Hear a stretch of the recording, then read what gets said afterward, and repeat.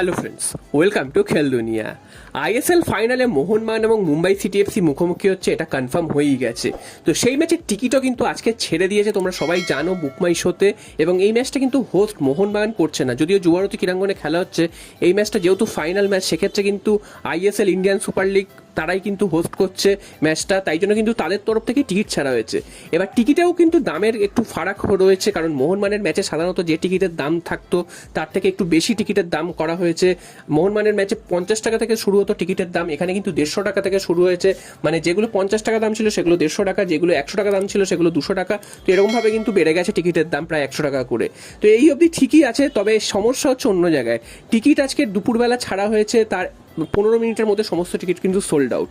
তো এইখানেই প্রশ্ন উঠছে, তাহলে কি এখানেও আবার কালোবাজারি বা ব্ল্যাক হবে টিকিট, এবং সাধারণ যারা খেলা ভক্ত তারা কি টিকিট পাবে না? তো সেরকমই কিন্তু মনে হচ্ছে, কারণ প্রথম 15 মিনিটেই সমস্ত টিকিট সোল্ড আউট। হয়তো এরপরে আবার আরেকটা লটে টিকিট ছাড়বে, সেটা ঠিকই, তবে এভাবে যদি 10-15 মিনিটের মধ্যে সোল্ড আউট করে দেয় এবং সাধারণ ফুটবল প্রেমী তারা কিন্তু যদি টিকিট না পায়, সেক্ষেত্রে কিন্তু বাংলার ফুটবলের জন্য ভালো বিজ্ঞাপন নয়।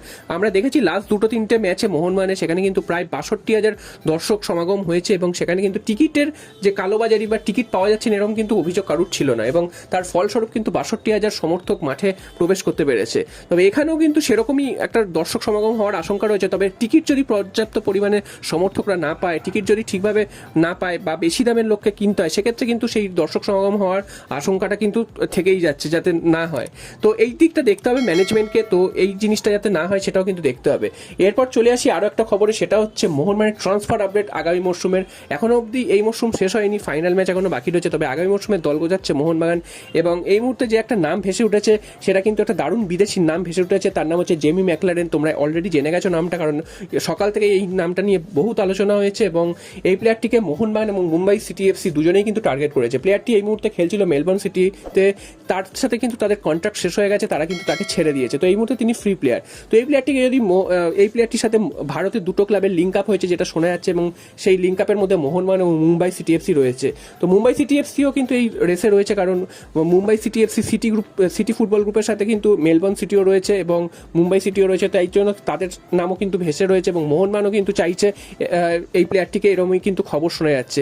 এবং দিমিত্রি পেটারস তিনিও কিন্তু একটি পোস্ট করেছেন, সেই পোস্ট থেকে কিন্তু আর জল্পনা আরও জোরালো হয়েছে, তিনি হয়তো মোহনবাগানে আসতে পারেন, এরকমই একটা খবর। তো এই প্লেয়ারটির মার্কেট ভ্যালু এই মুহূর্তে 14.4 কোটি টাকা দেখাচ্ছে ঠিকই, তবে অ্যাকচুয়াল কিন্তু তার মার্কেট ভ্যালু অত নয়, এটা ট্রান্সফার মার্কেটে দেখাচ্ছে, এবং তাকে কিন্তু 4 থেকে 5 কোটি টাকা দিলেই হয়ে যাবে, সেরকমই কিন্তু শোনা যাচ্ছে।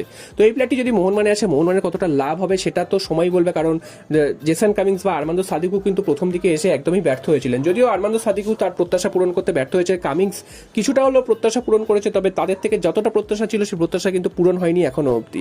তো এরকম প্লেয়ারকে এত টাকা দিয়ে যদি আনা হয়, তারপর যদি তার প্রত্যাশা মতন পারফর্ম না করতে পারে, সেটা কিন্তু সমর্থকদের অনেকেই ক্ষুব্ধ হয়। তো দেখা যাক এই প্লেয়ারটি সেরকম পারফরমেন্স করেন কিনা, বা যদি মোহনবাগানে আসে তাহলে কীরকম পারফরমেন্স করে সেটাই কিন্তু দেখার থাকবে। তো আরমান্দো সাদিকু তাকে কিন্তু ছেটে ফেলা হবে সেরকমটাই শোনা যাচ্ছে, তার বদলেই কিন্তু এই প্লেয়ারকে নেওয়া হবে মোহনবাগানে, এবং তিনি এসেও কতটা কি কার্যকরী ভূমিকা নিতে পারবে সেটাও দেখার। তবে এখানেও একটা প্রশ্ন আসছে, বারবার অস্ট্রেলিয়া থেকেই প্লেয়ার আনার মানে কি? তো বিশ্বের বিভিন্ন দেশ রয়েছে, সেখান থেকেও তো প্লেয়ার আনতে পারে, তো বারবার অস্ট্রেলিয়াতেই প্লেয়ার আনতে হচ্ছে, এটাও কিন্তু একটা দেখার। এবং প্লেয়ারটির কিন্তু বয়স 30-এর ওপরে, তো তিনি এসে কতটা সার্ভিস দিতে পারবেন সেটাও একটা প্রশ্নের মুখে। যদিও এই প্লেয়ারটি ওয়ার্ল্ড কাপ খেলেছে এবং দিমিত্রি পেটারসের সাথে পূর্বে কিন্তু তার খেলার অভিজ্ঞতা রয়েছে।